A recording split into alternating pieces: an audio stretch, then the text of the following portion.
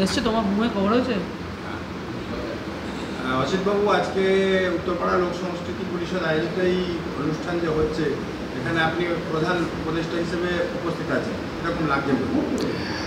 সকাল থেকে এসছি। আমাদের যারা সেক্রেটারি প্রেসিডেন্ট রয়েছে, রণজিৎ এবং হৃষিকেশবাবু, এরা তো কদিন থেকেই মানে চেষ্টা করেছেন খুব ভালোভাবে যাতে অনুষ্ঠান হয়। তো সকাল থেকে দেখলাম অনেক প্রতিযোগী এবং প্রতিযোগিনীরা সব এসছেন। তো আমাদের যে আলপনা প্রতিযোগিতা, আমার মনে হয় এটা বোধহয় প্রথম এখানে বসাক প্রতিযোগিতা হয়, কিন্তু অঙ্কন মানে আলপনা প্রতিযোগিতা এটা বোধহয় প্রথম। অনেকেই পার্টিসিপেট করছে এবং অনেক দূর দূরান্ত জায়গার থেকেও এসছে তারা। এরপরে আমাদের এখন একক লোকসঙ্গীত যেটা শুরু হবে। আমরা প্রথম প্রচেষ্টা এটা আমাদের, আশা করছি সকলের সহযোগিতায় এটা আরও দিন দিন আরও আমরা ভালোভাবে এগিয়ে নিয়ে যেতে পারবো। এটাই আমার উদ্দেশ্য, এটাই বলার। আজকে উত্তরপাড়া লোকসংস্কৃতি পরিষদের তরফ থেকে যে আলপনা প্রতিযোগিতা এবং একক লোকসঙ্গীত প্রতিযোগিতা আমরা করছি, অসিতবাবু তো বললেন আমাদের উপদেষ্টা, প্রধান উপদেষ্টা, এটা উত্তরপাড়ায় আলপনা প্রতিযোগিতা একদম প্রথম, এরকম কোথাও হয়নি। আমাদের প্রচেষ্টা আমরা সবার সহযোগিতা নিয়ে করেছি। আর চেষ্টা করব আমরা আগামী দিনে কিছু ভুল ত্রুটি, আমাদের হয়তো সময়ের ভুল ত্রুটি, কারণ আগামী দিনে স্কুলের পরীক্ষা এখন 2 তারিখ থেকে শুরু হচ্ছে, এগুলো আমরা সবার থেকে মোটামুটি জেনে নিয়ে আগামী দিনে যখন সময়টা সিলেক্ট করব, আশা করি আরও ভালোভাবে করব। এবং এরপরে আমাদের একক লোকসঙ্গীত প্রতিযোগিতা আছে, যেখানে প্রতিযোগিনীরা অলরেডি এসে গেছেন, আমরা শুরু করব।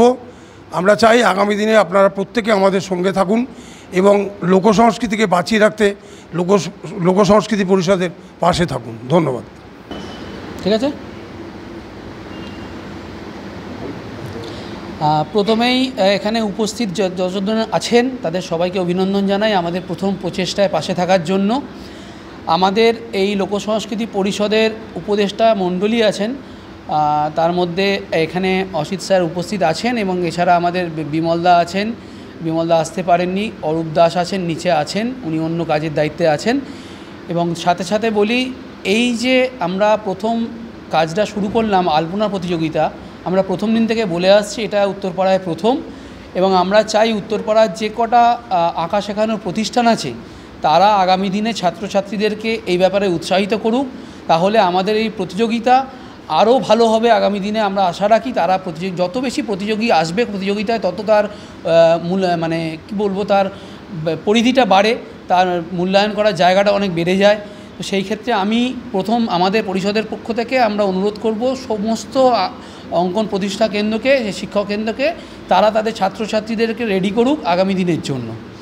আর একক লোকসঙ্গীত প্রতিযোগিতা এটা হয়েছে, লোকসঙ্গীত প্রতিযোগিতা ডেফিনেটলি বিভিন্ন গানের প্রতিযোগিতার মাঝখানে হয়েছে, কিন্তু শুধুমাত্র একক লোকসঙ্গীত প্রতিযোগিতাটাও প্রথমবারই হচ্ছে।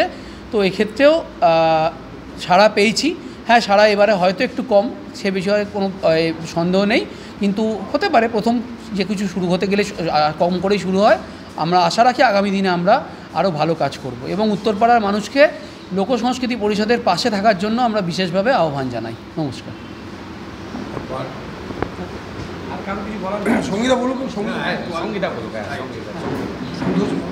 মানে কি সব কথাই তো বলা হলো, কোন দিকটা বললে মানে এখন ছেলে মেয়েদের আরো বেশি করে এইসব প্রতিযোগিতা, তোমার অনুভূতিটা বেশ, মোবাইল ফোনে আবদ্ধ হয়ে পড়ছে, এই করছে, এইসব ঠিক আছে ঠিক আছে ঠিক আছে।